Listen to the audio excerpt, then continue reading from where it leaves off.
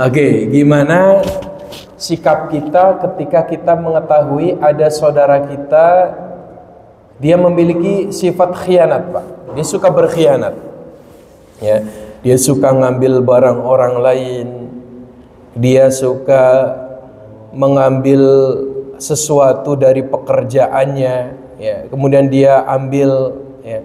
Lalu kita tahu bahwa dia suka melakukan pengkhianatan. Apakah kita juga masih diwajibkan untuk mensolati jenazah itu?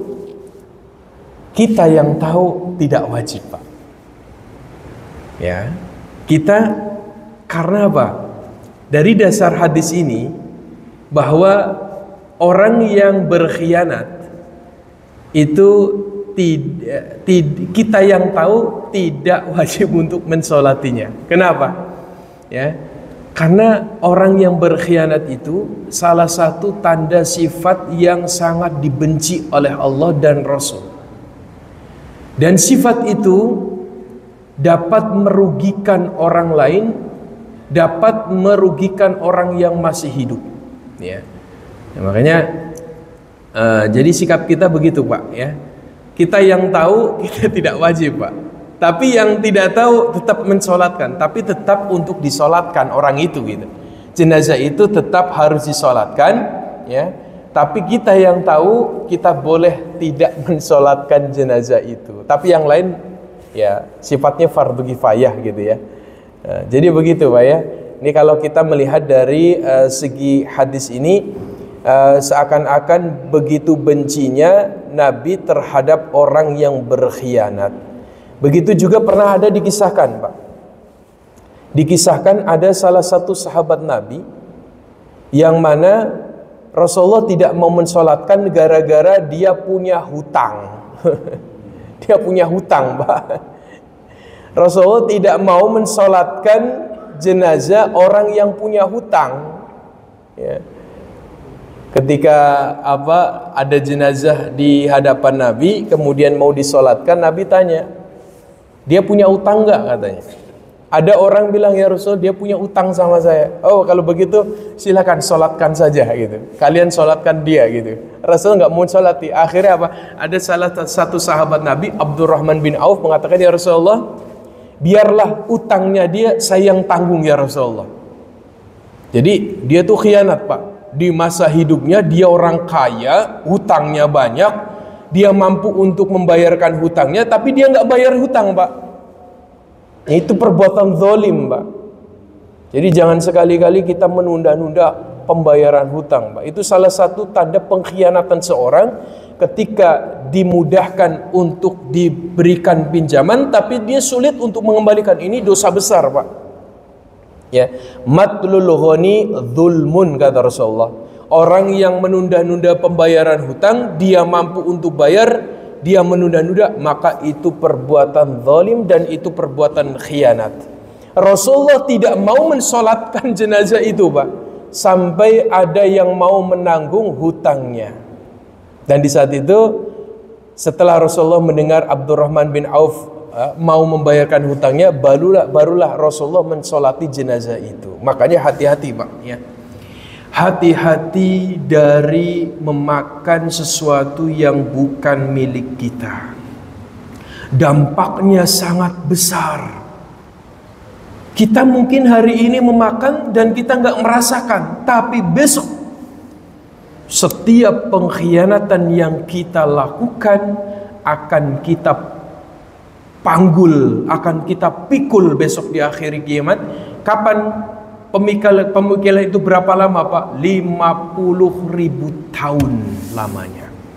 Kita akan orang yang berkhianat akan memikul barang-barang yang dulu pernah dia khianati, dan itu yang akan menyebabkan dia sulit masuk surganya Allah. Naudzubillah min dzalik. Makanya hati-hati dari barang-barang yang haram. Makanya sahabat-sahabat Nabi sampai tabiin, Pak, mereka itu sangat menjaga sekali dari sesuatu yang sifatnya berkhianat, Pak. Dikisahkan, Pak, Bapak tahu ada salah satu ulama madhab yang bernama Imam Abu Hanifah. Imam Abu Hanifah ini Pak, saking takutnya terhadap pengkhianatan, suatu ketika beliau pernah sholat membawa uang 1 dirham. Ketika beliau sholat, setelah sholat beliau pulang ke rumah, beliau cari uang 1 dirham itu tidak ditemukan di sakunya. Ternyata uangnya itu jatuh ketika beliau sholat. Beliau datang ke masjid lagi, masih ada uangnya Pak. Ini zaman sahabat itu nggak ada yang berani ngambil sesuatu yang bukan miliknya Pak. Saking beliau berhati-hatinya takut menjadi orang khianat, uang itu kemudian beliau tidak ambil. Padahal itu uang beliau Pak. Beliau khawatir takut ada orang lain pun yang meninggalkan uang itu di situ gitu kan. Masya Allah Pak, itu beliau luar biasa sekali Pak ya. Itu Abu Hanifah ya. Kemudian suatu ketika juga pernah dikisahkan Pak, Abu Hanifah saking menjaga dari perbuatan khianat, Abu Hanifah pernah mendengar di kampungnya ada kambing yang dicuri Pak. Jadi tersebar berita bahwa di kampung itu ada kambing yang telah dicuri ya. Saat itu Abu Hanifah mendengar berita itu, beliau selama kurang lebih 3 tahun beliau tidak makan daging kambing Pak. Khawatir beliau beli daging kambing, ternyata kambing itu hasil ya, penjualan dari pencuri itu Pak. Akhirnya Abu Hanifah tanya ke seorang yang ahli dalam ternak kambing Pak. Dia tanya, kira-kira kambing itu biasanya hidup berapa lama katanya. Kata dia, ya kurang lebih sekian tahun katanya. Sekian tahun kambing itu bisa bertahan hidup gitu kan. Akhirnya saat itu Imam Abu Hanifah mau makan kambing setelah selesai waktu masa umur kambing itu Pak. Kata pemilik kami, ya kurang lebih antara 3 tahun sampai 5 tahun kata dia begitu Pak. Akhirnya Imam Abu Hanifah tidak mau makan daging kambing selama 3 tahun sampai 5 tahun. Diriwayatkan ada yang mengatakan 3 tahun, ada yang mengatakan 5 tahun Pak. Ini gara-gara menjaga sesuatu yang sifatnya subhat gitu ya. Beliau takut beliau menjadi orang pengkhianat. Ini zaman dahulu Pak, Masya Allah ya, begitu mereka menjaga dari sifat khianat. Makanya kita jaga diri kita, jangan sampai kita memakan sesuatu yang bukan milik kita. Dampaknya bukan pada diri kita saja, tapi dampaknya bisa pada keturunan kita. Na'udzubillah min dzalik. Gitu Pak ya. Salah satu jawaban. Yuk Pak, ada lagi Pak? Silakan. Oh ya, silakan.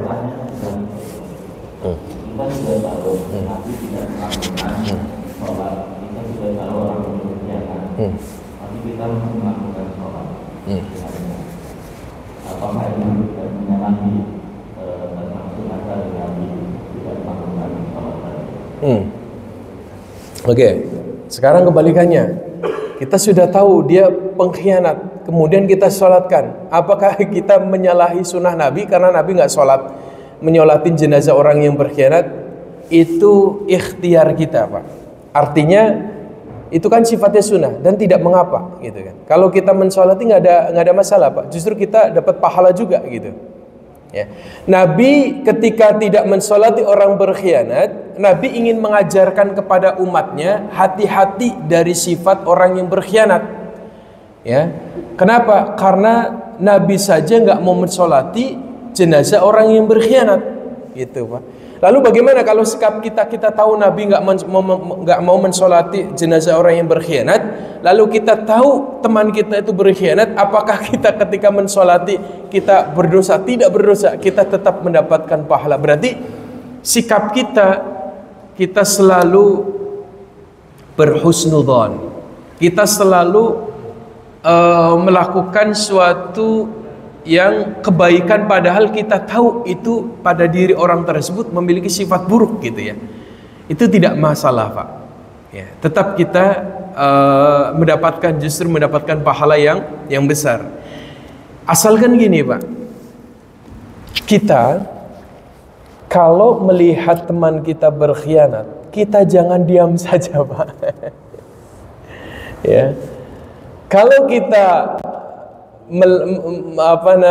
mengetahui ada teman kita berkhianat, kita membiarkan saja, bisa jadi seakan-akan kita bersyarikat dalam perbuatan tersebut Pak. Ya. Makanya Rasulullah pernah mengatakan apa? Idza ra'a minkum munkaran falyughayyir biyadi wa in lam tastati fabil lisan fa in lam tastati fabi qalbi. Kalau Bapak melihat sesuatu yang buruk pada diri seseorang, maka Bapak nasihati dengan tangan Bapak. Maksud tangan Bapak kalau mampu untuk memberikan nasihat kepada dia, nasihati dia, gitu kan.